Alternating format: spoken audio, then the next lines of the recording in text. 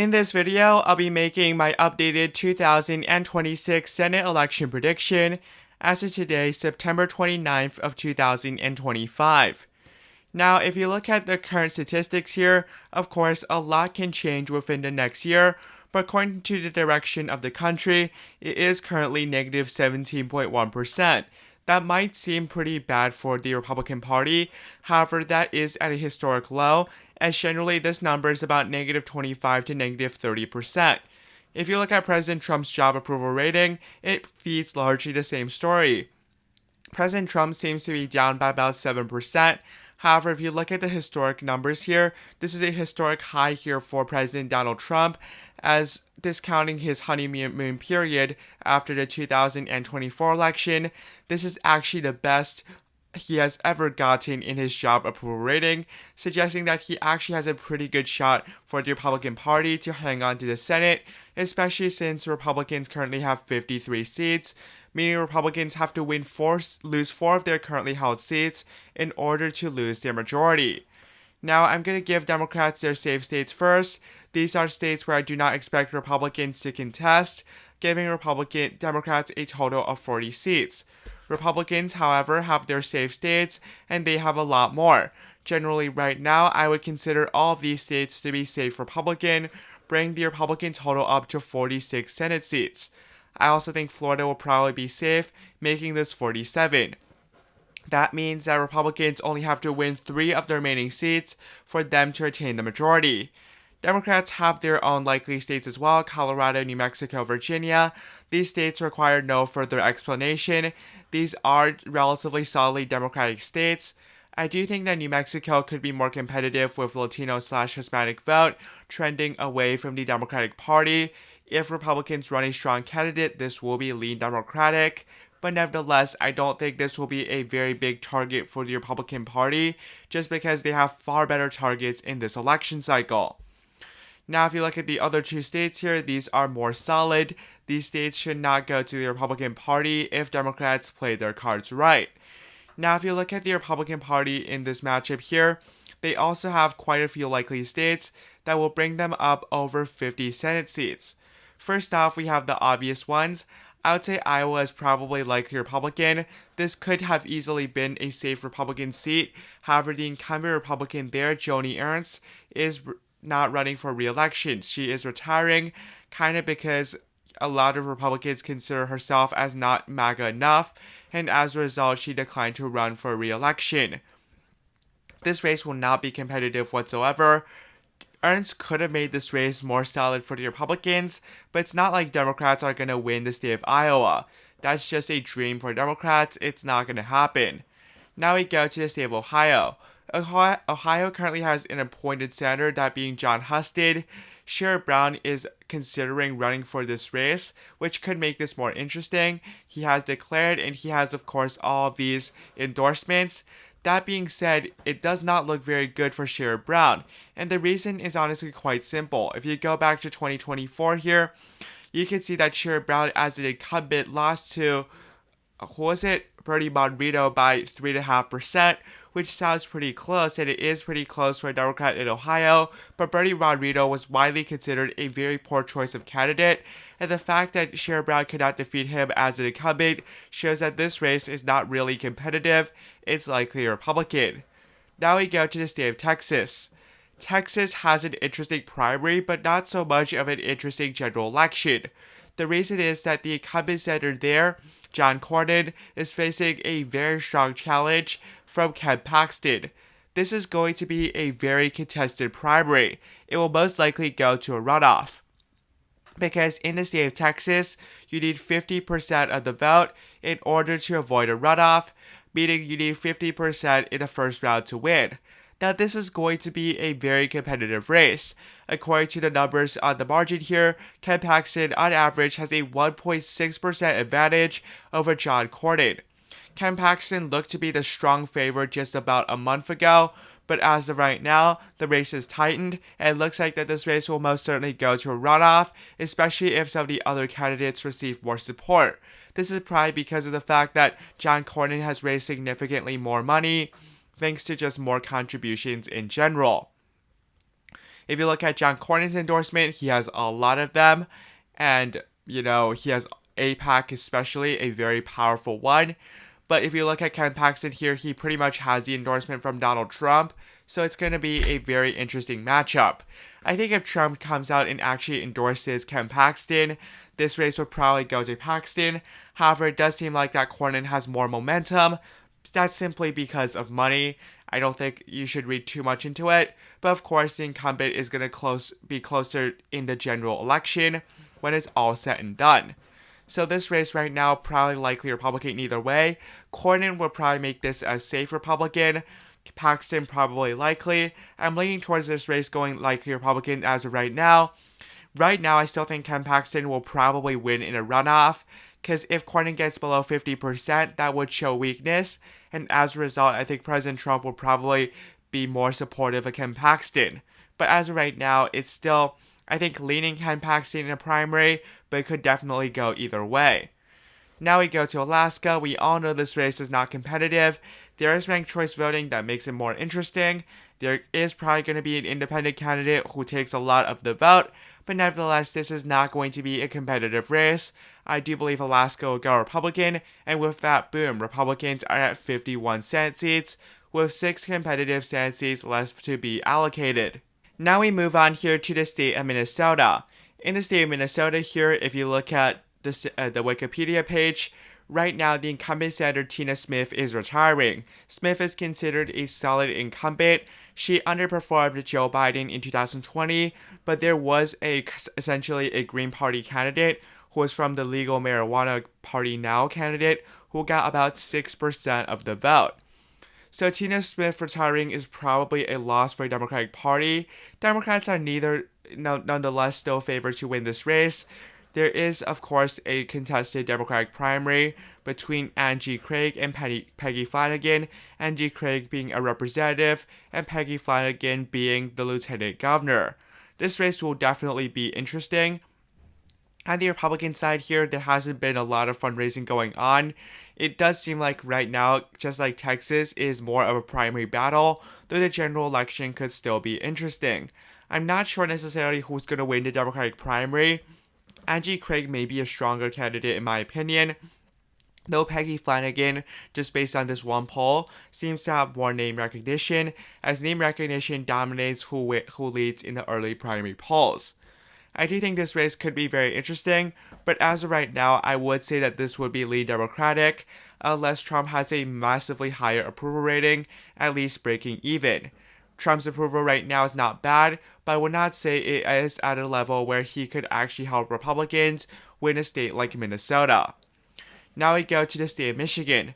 Michigan has an incumbent Democratic senator that is retiring, that being, I believe, who is it? Gary Peters, I believe, in the state of Michigan. Now, this was one of the shockers back in 2020. Gary Peters was supposed to overperform Joe Biden and win the race by 8 or 9%. Instead, Peters won, but without even 50% of the vote, with a plurality of the vote, and John James came within about 2% of winning this race.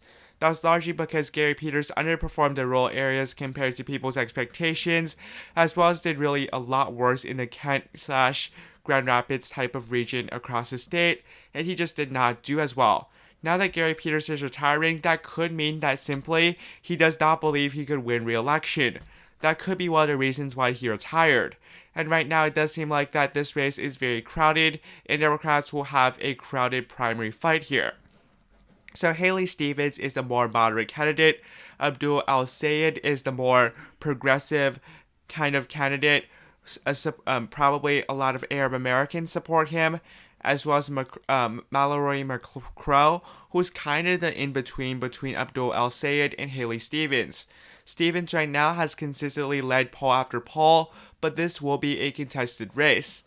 Some of this would probably hurt the Democratic Party, as if you focus more on the primary, of course, less funds go to the general election, and more funds are fueling kind of party division, and that's going to hurt the Democratic Party. Of course, this will be a very interesting race on the Democratic primary side. On the Republican side here, it does seem like Mike Rogers, who narrowly lost back in 2024, lost by 0.3%, could be the Republican candidate in 2026. I don't think that Mike Rogers is a very strong candidate, but certainly he has the capability of winning this race. After all, he is a former representative. And he was very close to winning back in 2024. So pretty much this race I would say is very close. I'm right now not very sure. I think that if Haley Stevens wins the primary, Democrats have a slight advantage. If someone like Abdul Al-Sayed wins the primary, Republicans have a massive advantage. So it really depends. Right now, I say Haley Stevens the favored. As such, this is still Democratic in my opinion. I think that this is an appropriate characterization. Now we go to the state of New Hampshire. New Hampshire also has a retiring Democratic incumbent. This time, the incumbent is probably not actually fearful she will lose re-election, just that she wants to retire from politics. That incumbent being Jean Shaheen, who won by 17% against Cory Messner back in 2020. That race was not competitive at all. This time around, Chris Pappas is the Democratic nominee, pretty much the presumptive one. It's not clear as to who actually will end up being the Republican nominee, though it looks like that it probably will be Scott Brown, who was a senator from Massachusetts. Now, I don't know if this is just a me feeling here, but I feel like that if you're a senator from Massachusetts and then you run in New Hampshire, that's probably going to be a negative. Scott Brown was very popular. He was able to win in the solidly blue state of Massachusetts, albeit under very special circumstances, where the Democrat pretty much just threw the race and showed how out of touch she really was, but that was back in 2010. I think that if you're not really an elected official for about 10 years, and you're from another state, I really do not think that that makes you in a very good position of winning. Chris Pappas is a relatively solid candidate. I do think that this race will go Democratic, probably by a lead margin. Now going to the state of Maine. Maine, a lot of Democrats want to target the state of Maine, but we all know what happened back in 2020. Anyhow, the state of Maine right now, Collins won back in 2020 by 8.6%, despite every predictor, including some Republican-leaning ones, as well as polling averages, stating that Collins would end up losing. Democratic predictors predicted that Collins was going to lose by 5-6%, and it turns out she actually won by 8. So this was the biggest shocker back in 2020, for myself included. I had Sarah Gideon winning by 2 or 3. She lost the race by 8. There was not even a forced ranked choice voting in this round. I would say that this race is interesting due to ranked choice voting. However, I believe that in 2020, there was like $100 million poured into this Senate race. Think about it. Maine's population is around 1 million. Pouring $100 million into advertising, that is a huge sum of money, and Democrats were not even close. I think at this point, by now in 2026, I realistically think that many Democratic strategists have probably given up hope in the state of Maine, especially considering that 2020 was a presidential year, and Susan Collins still outran President Donald Trump by over 15%. I don't think this is a winnable race here for the Democratic Party. I think, if anything, this could be likely Republican, and that is what I'll put it as. I don't think Democrats have any shot of winning.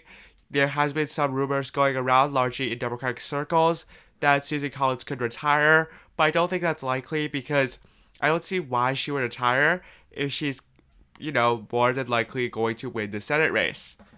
Now we go to the state of North Carolina here.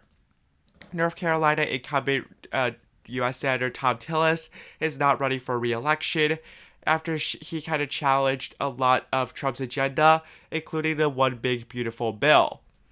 Tom Tillis, of course, not running for re-election. He probably would have been primaried anyways. There were a lot of endorsements against him, specifically from President Donald Trump.